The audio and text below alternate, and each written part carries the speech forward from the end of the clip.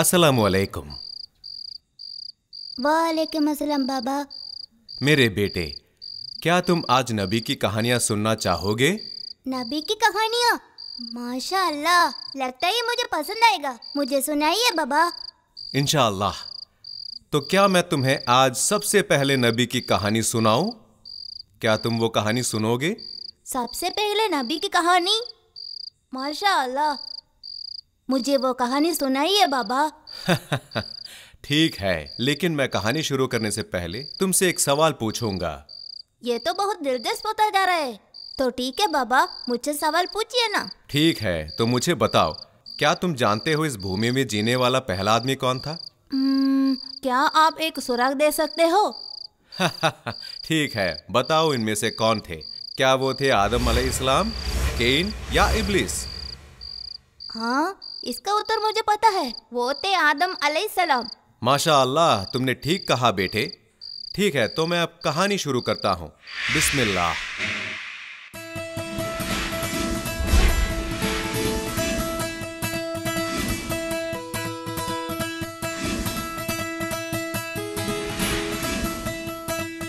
एक लंबे समय से पहले अल्लाह सुब्हानो ताला ने सूर्य, चंद्रमा और पृथ्वी का निर्माण किया। इनको बनाने के बाद उन्होंने देखा कि उनकी रचना अपूर्ण थी, तो उन्होंने पृथ्वी से मिट्टी इकट्ठा करने के लिए अपने फरिश्तों से कहा। वो आज्ञाकारी फरिश्तों ने मिट्टी को इकट्ठा किया और अल्लाह ने उसे लेकर एक मनुष्य जैसा आकृति बनाया। उसे नाम दिया आदम अलैहिस्सलाम।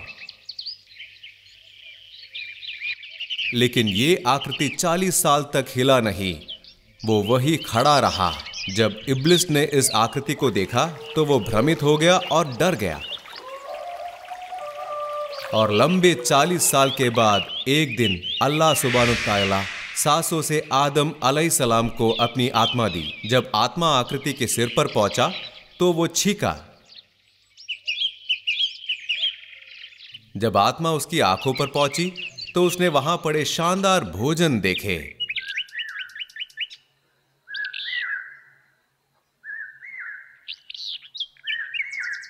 फिर वो आत्मा उसके पेट तक पहुंच गई और आदम अलैहिस्सलाम को भूख लगी। नबी ने चारों ओर फलों को गिरे देखा था, इसलिए आत्मा उसके पैरों तक पहुंचने से पहले ही वो पेड़ के फल की तरफ कूदने लगा। आदम अलैहिस्सलाम गिर गया क्योंकि उनके पैर अभी निर्जीव थे। फिर अल्लाह ने अपने फरिश्तों और इब्लिस से कहा कि वो आदम अलैहिस्सलाम के सामने सम्मान की निशानी के रूप में साष्टांग प्रणाम करे। एक एक करके सारे फरिश्ते नबी के सामने प्रणाम किए, सिर्फ इब्लिस को छोड़कर।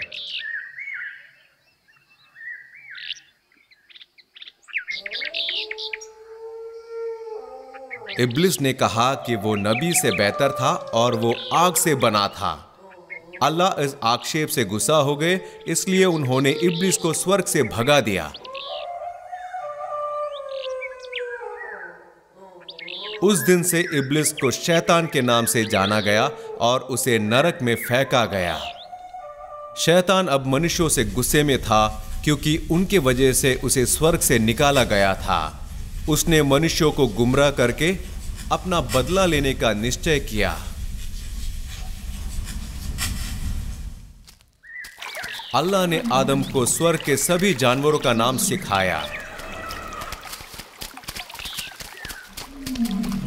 शेर, भेड़, ऊंट, हाथी, कबूतर, मोर और ऐसे बहुत सारे। अल्लाह ने नबी से कहा कि उन्हें बगीचे में से कोई भी फल खाने का इजाजत है, एक को छोड़कर। खुदा ने नबी से कहा कि वो ज्ञान के वृक्ष का फल न खाए क्योंकि वो सख्त मना है, और वो बहुत समय स्वर्ग के जानवरों के साथ खेल कर बिताए।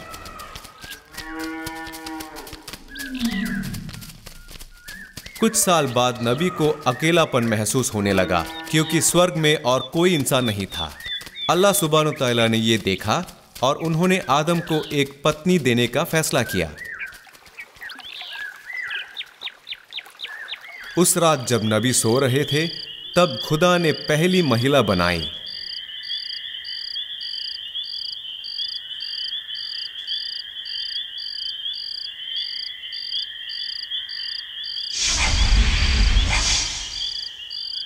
जब नबी नींद से जागे तो वो स्त्री को देखकर खुश हुए। वे उस स्त्री को हव्वा नाम दिया क्योंकि वो कुछ जीवित वस्तुओं से बनी थी। दोनों मिलकर एक लंबे समय तक स्वर्ग में खुशी से रहे। शैतान अभी भी मनुष्यों से गुस्से में था।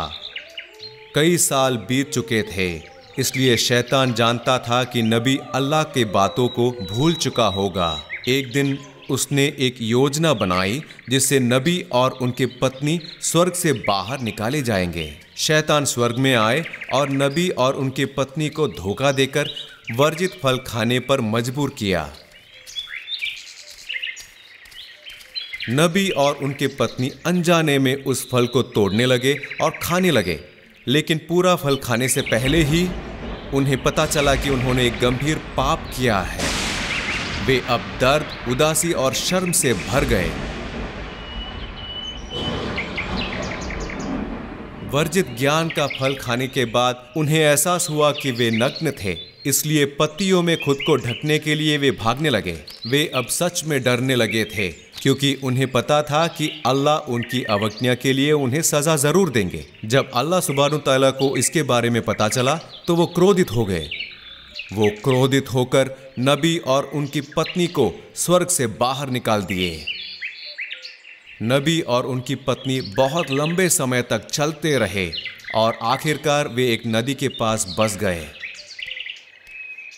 नबी जानते थे कि पृथ्वी पर जीना बहुत मुश्किल होगा। उनके रहने के लिए उन्हें एक घर बनाना पड़ा। अपने परिवार को खाना खिलाने के लिए कड़ी मेहनत करनी पड़ी। स्वर्ग में मिली आनंद यहां नहीं मिल रही थी। कुछ साल बाद हव्वा ने जुड़वा बच्चों को जन्म दिया, एक लड़का और एक लड़की।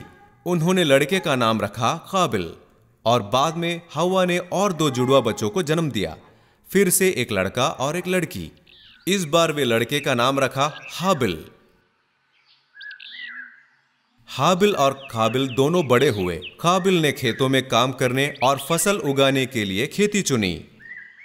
जब हाबिल बड़ा हुआ तो वो एक चरवाहा बना और भेड़ों का ख्याल रखने लगा। जब हाबिल और काबिल वयस्क हो गए तो नबी ने उनकी शादी करवाने का फैसला किया। चूंकि पृथ्वी पर कोई अन्य महिला नहीं थी, इसलिए नबी ने काबिल को हाबिल के जुड़वा बहन से शादी करवाने का फैसला किया और हाबिल को काबिल के जुड़वे से। काबिल की जुड़वा बहन सुंदर थी, जबकि हाबिल की जुड़वा बहन उतनी सुंदर नहीं थी। काबिल इस व्यवस्था से खुश नहीं था और वो अपने ही बहन से शादी करना चाहता था। एक बहस हुआ और नबी ने अल्लाह सुब्हानहू तआला के लिए एक बलिदान देके इस मुद्दे को सुलझाने का फैसला किया। यह निर्णय लिया गया कि जिस व्यक्ति का बलिदान स्वीकार होता है वो काबिल की बहन से शादी करेगा। हाबिल ने अपने भेड़ बकरों में से सबसे अच्छा भेड़ उठाया और उसे अल्लाह के लिए बलिदान दिया। लेकिन काबिल सर्वश्रेष्ठ फल सब्जी को बलिदान के रूप में पेश नहीं करना चाहता था। उसके बजाय उसने बलिदान के लिए खराब सब्जियां और अनाज चुने। अल्लाह सुब्हानहू तआला ने हाबिल का बलिदान स्वीकार कर लिया, लेकिन काबिल के बलिदान को अस्वीकार किया। उनके बलिदान के वक्त नबी वहां उपस्थित थे और यह निर्णय लिया गया कि हाबिल काबिल की बहन से शादी करेगा। लेकिन काबिल बिल्कुल खुश नहीं था। उसे इतना गुस्सा आया कि वो हाबिल को मारना चाहता था। एक दिन हाबिल को घर लौटने में देरी हुई और नबी ने काबिल को उसे ढूंढने के लिए भेजा। काबिल हाबिल को खोजने लगा और हाबिल की तलाश में खेतों में गया। अंत में उसने हाबिल को घर लौटते हुए पाया। काबिल अभी तक हाबिल से गुस्से में था। तुम्हारी भेंट स्वीकार की गई लेकिन मेरी नहीं।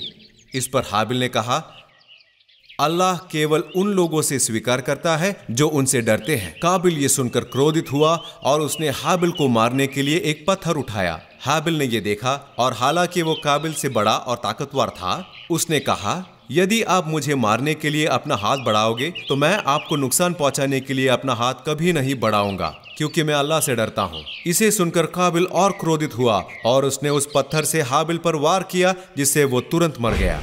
जब काबिल को एहसास हुआ कि हाबिल मर चुका है, वो डर गया और उसे पता नहीं था कि वो क्या करे। उसने जो किया वो नहीं चाहता था कि उसके पिता जाने और वो अपने पापों को छिपाने के तरीकों के बारे में सोचने लगा।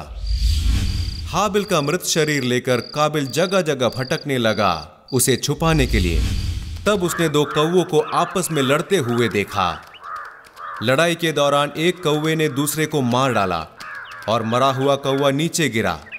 जीतने वाला कौवा खरोच कर जमीन पर एक छेद बनाया और उस छेद में मरे हुए कौवे को दफनाया। फिर उसने मिट्टी से छेद भर दिया। इससे काबिल के मन में एक विचार आया। उस कौवे की तरह उसने जमीन पर एक छेद किया और अपने भाई का शरीर उसमें दफना दिया। यह एक मनुष्य का पहला दफन था। काबिल ने जो कुछ किया उससे शर्मिंदा था।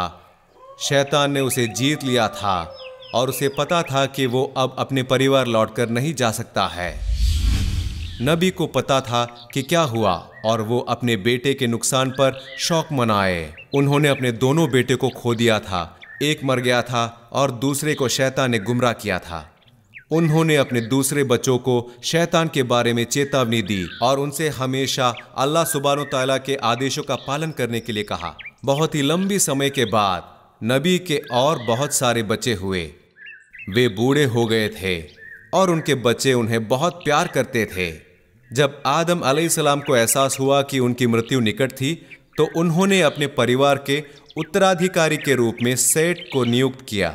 उनके मृत्यु के समय फरिश्ते उनके घर आए और उनके पास खड़े हुए। जब नबी को पता चला कि मृत्यु का दूत आ चुका है तो वो मुस्कुराकर गुजर गए। माशाअल्लाह, ये बहुत ही अद्भुत कहानी थी। अल्हम्दुलिल्लाह, मुझे खुशी है कि तुमको ये कहानी अच्छी लगी। अब मैं तुमसे कुछ सवाल पूछने जा रहा हूँ और देखता हूँ कि तुम्हें कहानी याद है कि नहीं। बेशक, जरूर बाबा, मुझसे पूछिए।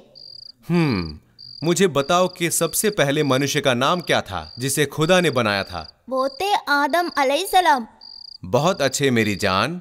और उनकी पत्नी का नाम बताइए। वो थी हव्वा। बिल्कुल सही कहा तुमने। ठीक है, अब है अगला सवाल। बताओ कि नबी को स्वर्ग से बाहर क्यों किया गया था? उन पर प्रतिबंध लगाया गया था क्योंकि वे वर्जित ज्ञान का फल खा गया था, इसीलिए खुदा ने उन्हें स्वर्ग से बाहर कर दिया था। ये सही है ना बाबा? बिल्कुल सही है मेरी जान। अब तुम्हारे लिए अगला प्रश्न। नबी के पहले दो बेटों का नाम बताइए। वे थे काबिल और आबिल। माशाअल्लाह, तुम तो सभी सवालों का सही उत्तर दे रहे हो बेटे। देखते हैं कि इस सवाल का जवाब तुम्हें आता है कि नहीं। काबिल का व्यवसाय क्या था? वे एक किसान थे। बिल्कुल सही। और अब तुम्हारे लिए आखिरी सवाल। नबी ने अपने परिवार के उत्तराधिकारी किसे चुने? ओह, क्या आप एक सुराग दे सकते हैं बाबा? ठीक है, ये लो सुराग। क्या वो काबिल, हाबिल या सेठ थे? सेठ। वो सेठ थे बाबा। क्या वो सही है ना? हाँ बेटे, अल्हम्दुलिल्लाह। तुम कितने बुद्धिशाली हो बेटे। चलो, आज के लिए सिर्फ इतना ही। इंशाअल्लाह मैं तुम्हें कल एक और कहानी सुनाऊंगा। माअस्सलामा। शुभ रात्रि बाबा।